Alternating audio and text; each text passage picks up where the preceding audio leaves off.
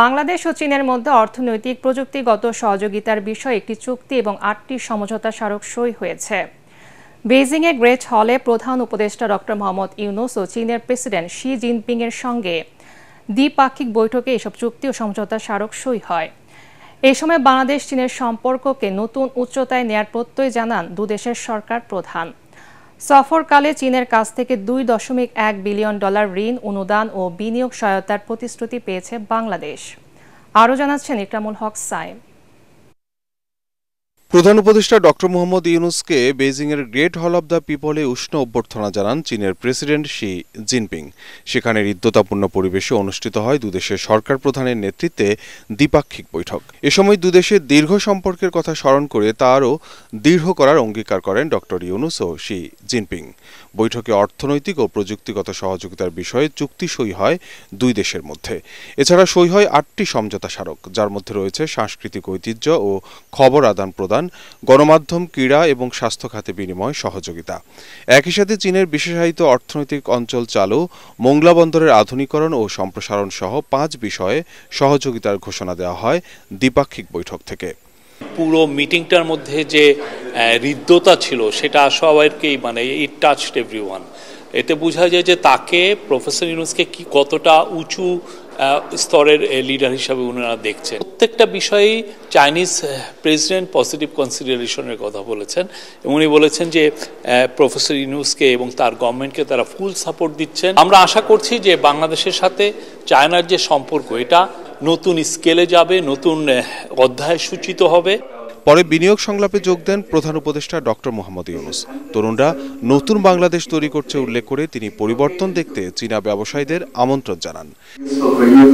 নেপাল, ভুটান ও বাংলাদেশকে নিয়ে খুব দ্রুত অর্থনৈতিক অঞ্চল হবে জানিয়ে তিনি বাংলাদেশের ভৌগোলিক অবস্থান ও যোগাযোগের গুরুত্ব তুলে ধরেন। বলেন, 7 সিস্টার্স নেপাল, ভুটানকে ব্যবসা করতে হলে বাংলাদেশের উপর দিয়েই করতে হয়। 7 sisters, Nepal, Bhutan.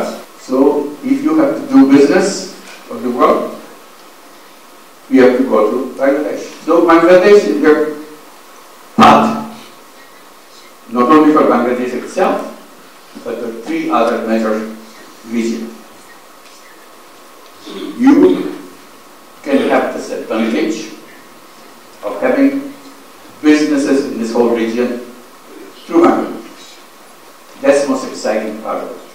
এ সময় চীনা ব্যবসায়ীদের নানা প্রশ্নের জবাব দেন প্রধান উপদেষ্টা। পরে চীনের ভাইস প্রেসিডেন্ট সহ দেশটির বিভিন্ন পর্যায়ের নীতি নির্ধারকদের সাথে বৈঠক করেন ডক্টর মোহাম্মদ ইউনূস।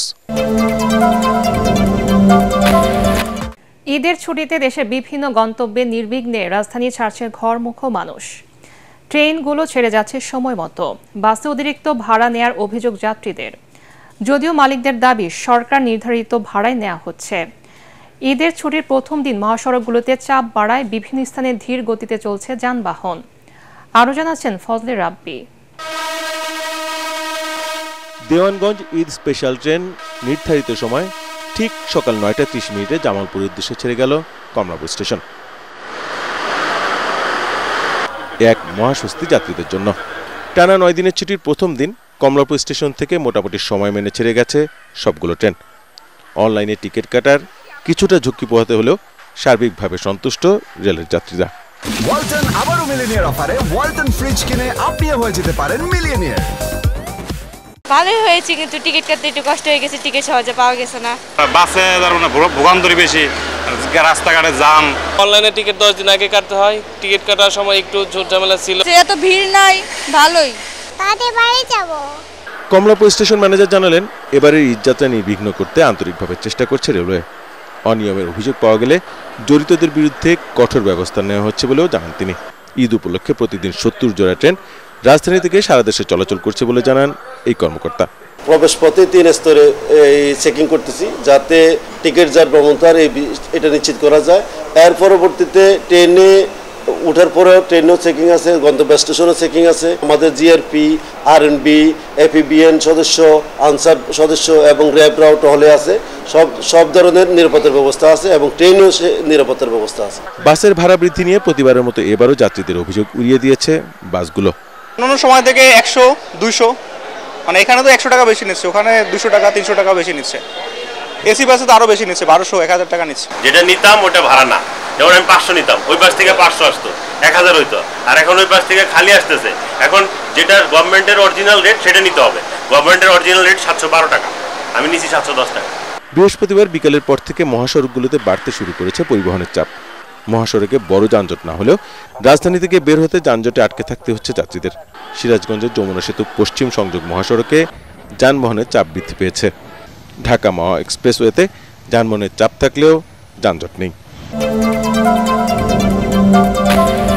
ধর্মীয় ভাব গাম্ভীর্যে রমজানের শেষ জুমা বা পবিত্র জুমাতুল বিদার নামাজ আদায় করলেন ধর্মপ্রাণ মুসল্লিরা।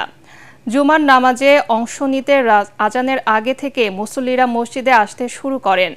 পরে খুতবায় ইমাম ও খতিবরা জাকাত এবং সাদকাতুল ফিতরার ফজিলত বর্ণনা করেন। এছাড়া জুমার নামাজের আগে পবিত্র ঈদের দিনে মুসল্লিদের করণীয় সম্পর্কে বয়ান করেন খতিবরা। রাজধানী বায়তুল মোকাররম জাতীয় মসজিদে জুমাতুল বিদা উপলক্ষে বিশেষ মুনাজাত অনুষ্ঠিত হয়। এতে দেশ জাতীয় মানুষের কল্যাণ কামনা করে দোয়া করেন মুসল্লিরা।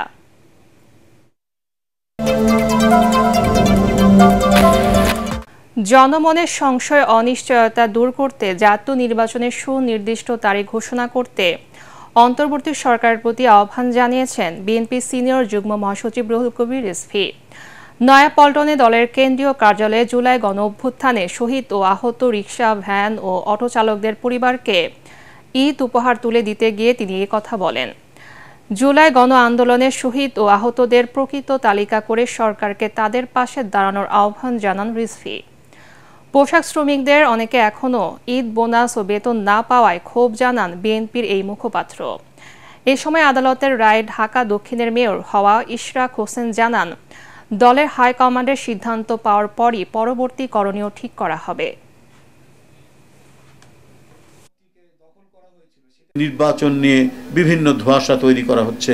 ডিসেম্বর না জুন না মার্চ, এক এক সময় এক একটা কথা বলা, এইটা তো আমাদের মানে শেখ হাসিনার কিছু কথাবার্তার সাথে মানে এটার মানে মিল পাওয়া যায়।